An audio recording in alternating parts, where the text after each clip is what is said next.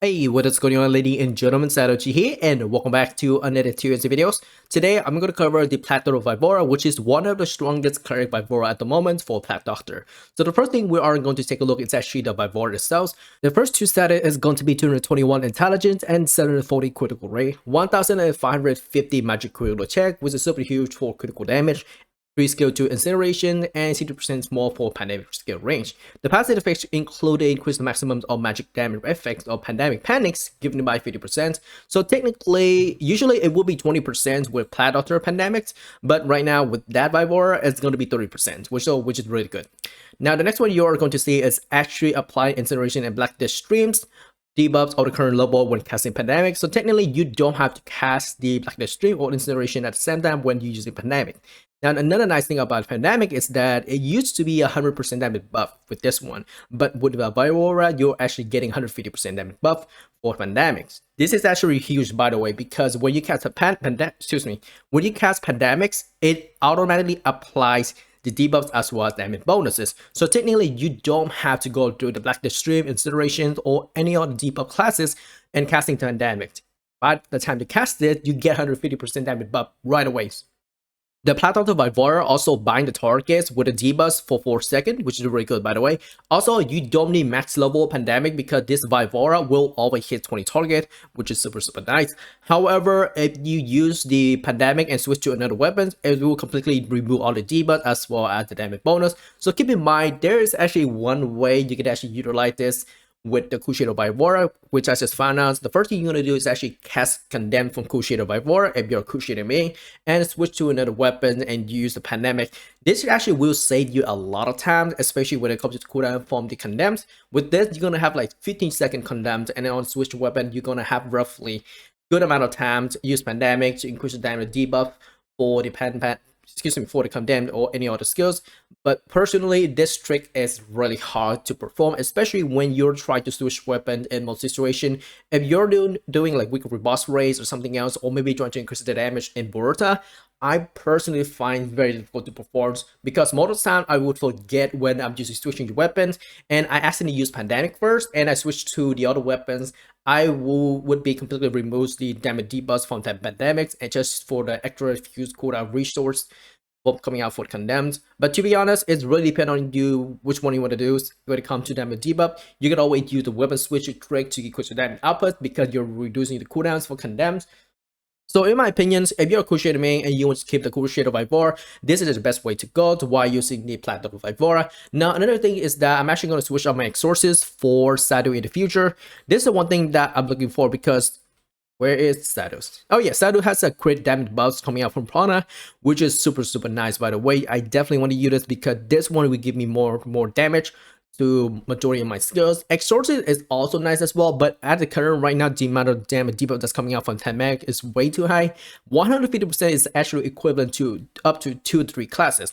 Now, if you take a look at the Exorcist Gegore, give me 60% damage buffs. Chance give me 60% as well. That is 120%.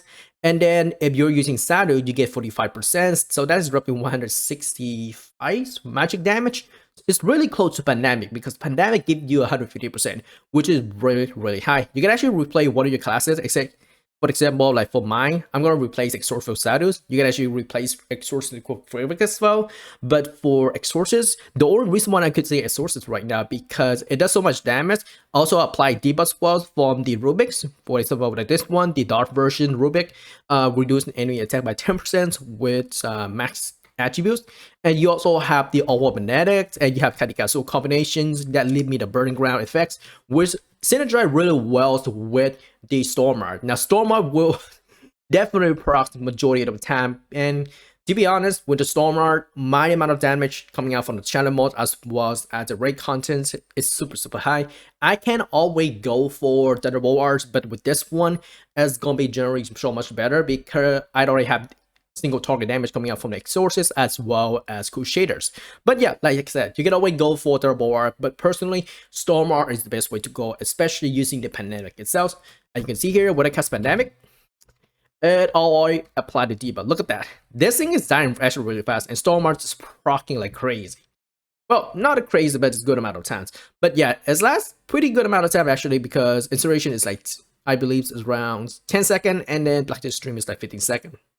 So the next thing I do want to talk about is actually 4% damage caps, as well as with specific debuffs and damage debuff or maybe items optimization that can actually break 4% damage cap. Now keep in mind that with the pandemic, you can actually break 4% damage cap easily, so you don't necessarily have to worry much about just pushing more damage bonuses for your character. With this one, I can actually surpass the amount of damage cap, even reaching 4% damage cap, by the way, because let me go ahead and break down how I managed to reach 4% caps with my current setups. The first thing you're going to see is actually the letter armor mastery, which give me like, I believe, where is it? There we go. So this one is going to give me 50%.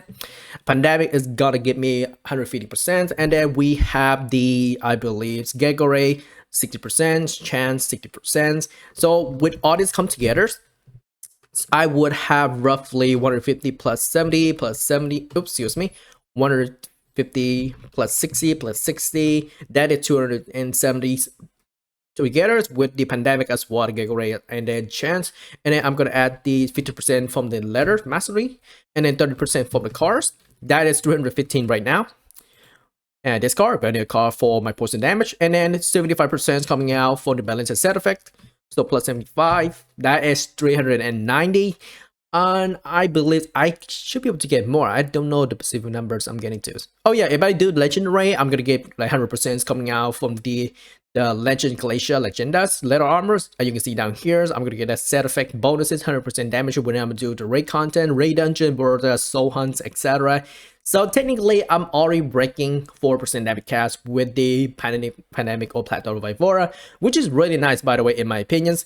Another thing I do want to point out is actually the, oh yeah, I forgot to mention the 50% coming out from the world itself. So technically, 315% plus 75 and plus 15, I already break 4% damage cap. So with this, I don't have to switch to this 970 set because this amount of damage is already good enough. Another thing I do want to point out is actually the monster card. These cards can actually break 4% damage caps. So as you can see on this screenshot right now, this is the rule for 4% damage caps.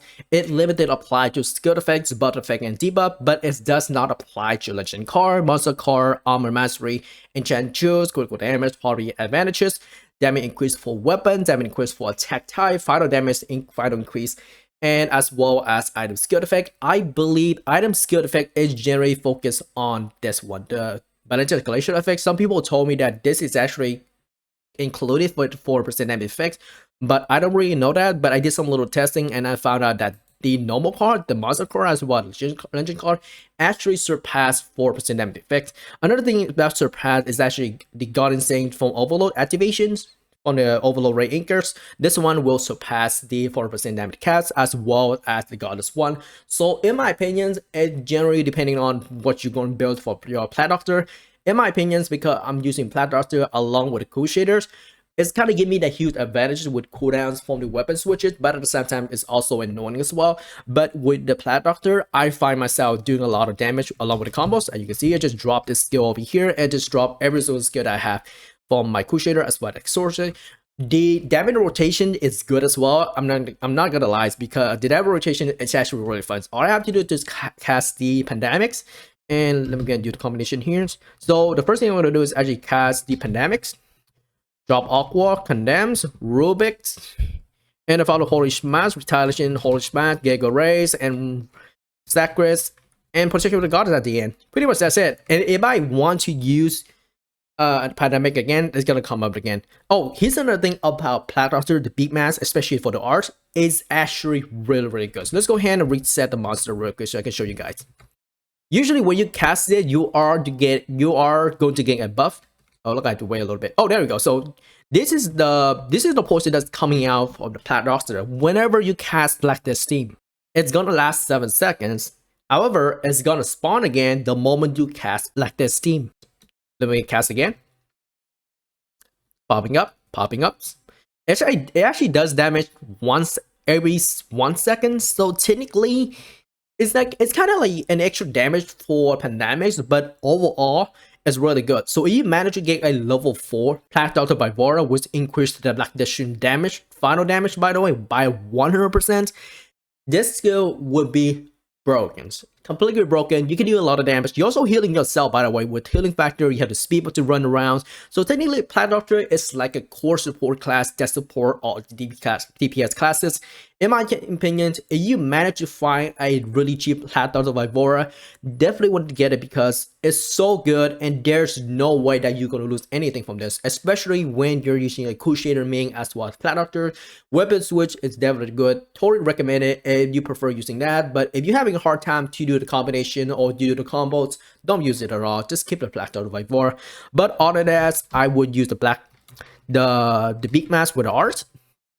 Pop this and just let the poison do the extra damage coming out from the Blackness Stream. Now, Blackness Stream hits twice in 1 second. So this skill alone can already do almost 30,000 SFR. Almost 30,000. I believe I don't have the Blackness Stream's art yet. Yeah, I don't have any yet. But most of my skill for my Crusaders are maxed out. Oh yeah, going into the skill builds, this is actually really the most important one. We got heals, we got Guardian Saints, 1 point into Fade, and the rest going to Cure.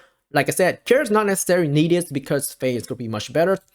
Going to Exorcist, Rubik's, Catechazorst, Gagares, the rest of skill point going to Agua Benedicta, 1 point to Entity, and 1 point to Engertia to keep yourself alive. Crusader, there are 2 ways to build this. Now, because Plat Doctors only require you to cast the Pandemic with a Vaivora, I would max out Holy Smash. Holy Smash is really good for single target. As you can see here, 4,868. I have the max attributes, max in-hand art. One thing I do want to point out is that Holy Smash has 2 overheat and 10-second cooldown, which is really good. This is almost equivalent to Retaliations. Retaliation is level 3, by the way. 3 extra skill points going to Retaliation between 445 all the way to 450. Max out Chance, Zacharias, Condemn, Protect the Goddess. The Protection of the Goddess actually really heals 5,892, 72%. So 58,000 SFR in total.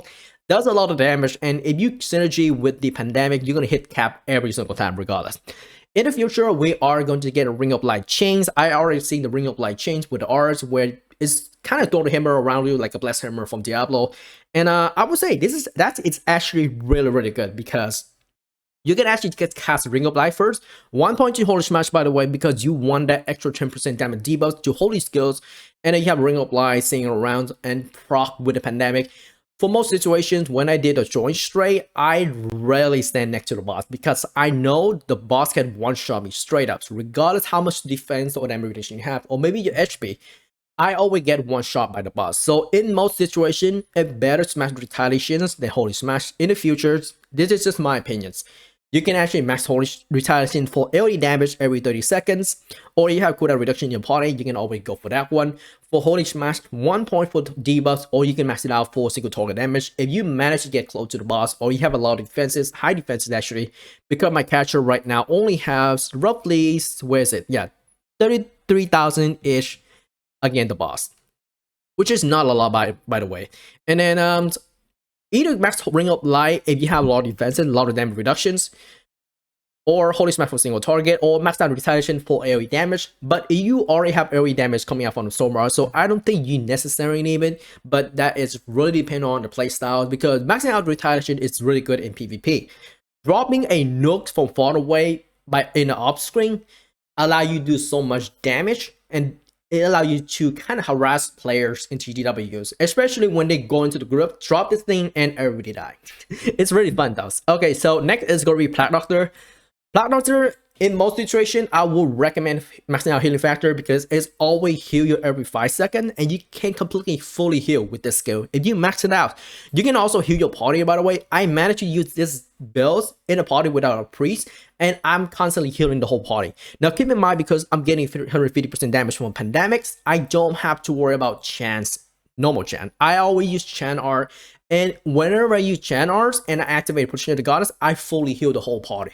This is way better than Draw in my opinion, because the amount of healing power that's coming out from Plat Doctor, especially from the close healing. But yes, you have to keep your party member close to you to keep healing. But other than that, a single target here is always good in most situations like Troy Straits or Wicked Boss Ray. Speak Bub, I recommend maxing it out. And if you notice that you're getting 3 extra skill from Incineration, you can always lower this down, to be honest, compared to Healing Factors.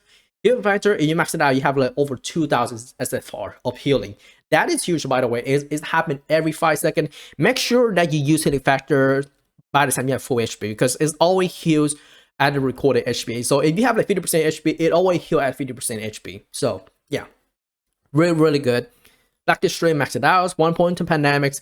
Now, Metadone's optional. To be honest, this is a party buff, but if it comes down to support, I will recommend let the Oracle or the Healing Character do it, because they have a skills that actually prevent you from getting stun and knockbacks, I believe. I think it's just the stun. I mean, anyway, so I believe it's just a stun. But for Metadones, it's still 6 seconds. It's not worthwhile to wait 1 skill point. But if you want to pick this up just to do a morning pony, it always good because it prevents you from getting a knockback.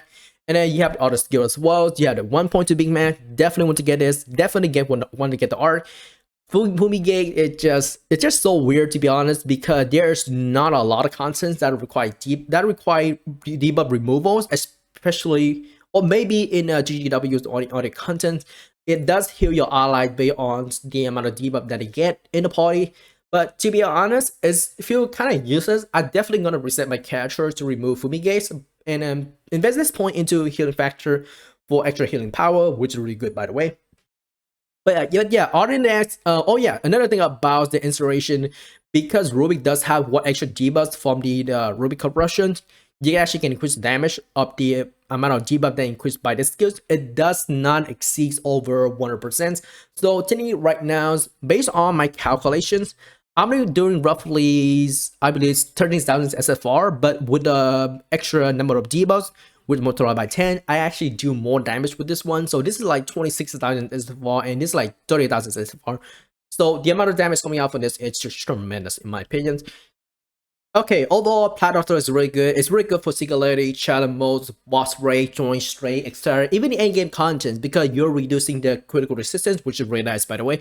Now, I noticed that critical resistance duration is cut by half when you're doing raid content, especially for the legend raids as well as join straight.